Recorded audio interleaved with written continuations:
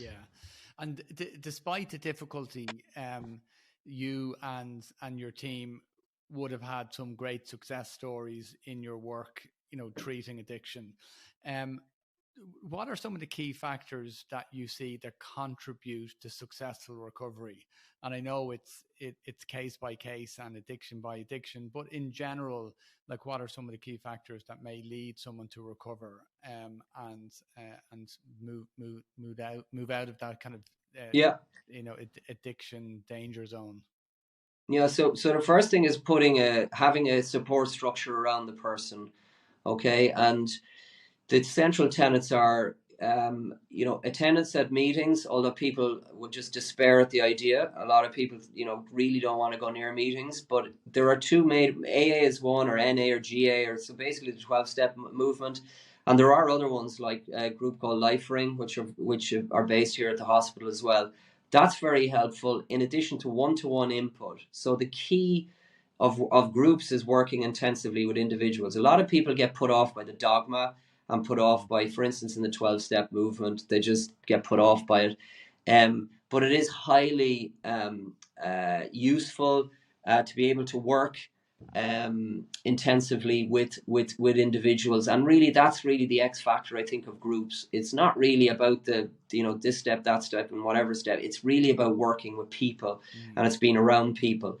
The same thing applies for one-to-one. There's certain things that cannot be aired within groups, and to be successful in treatment, you need one-to-one input. So, there's really personal stuff that can't be discussed in groups, and that's where the one-to-one piece comes in.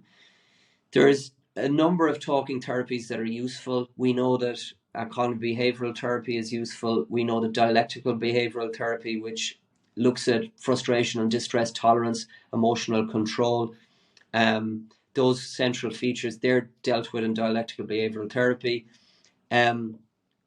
And similarly, acceptance commitment therapy, which is a more modern version of both mindfulness and CBT. It's like a combination of those two together. But what I'm trying to say really is there's a number of evidence-based talking therapies that do work, and all the evidence supports that.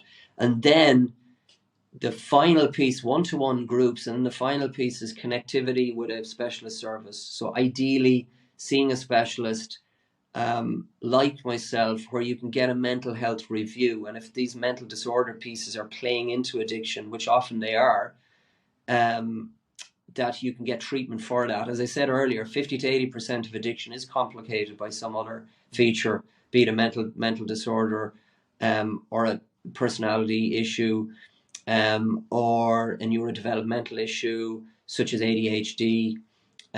So all those central three pieces, Shay, I think, elevate somebody's ability to get well.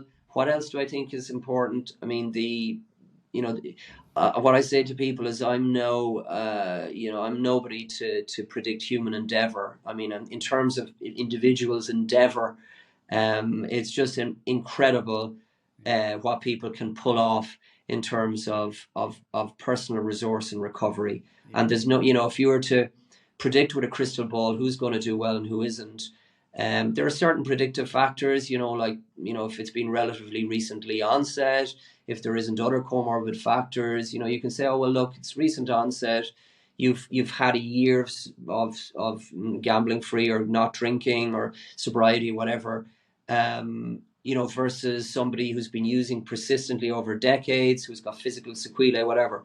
But really, when it comes down to it, though, human endeavor and human guts and determination, which, and that's one of the reasons I'm, to witness that and to watch people recover in that space is incredibly rewarding. And if people didn't get well, I would have given this up a long time ago, but people do get well, and it's fabulous to see that.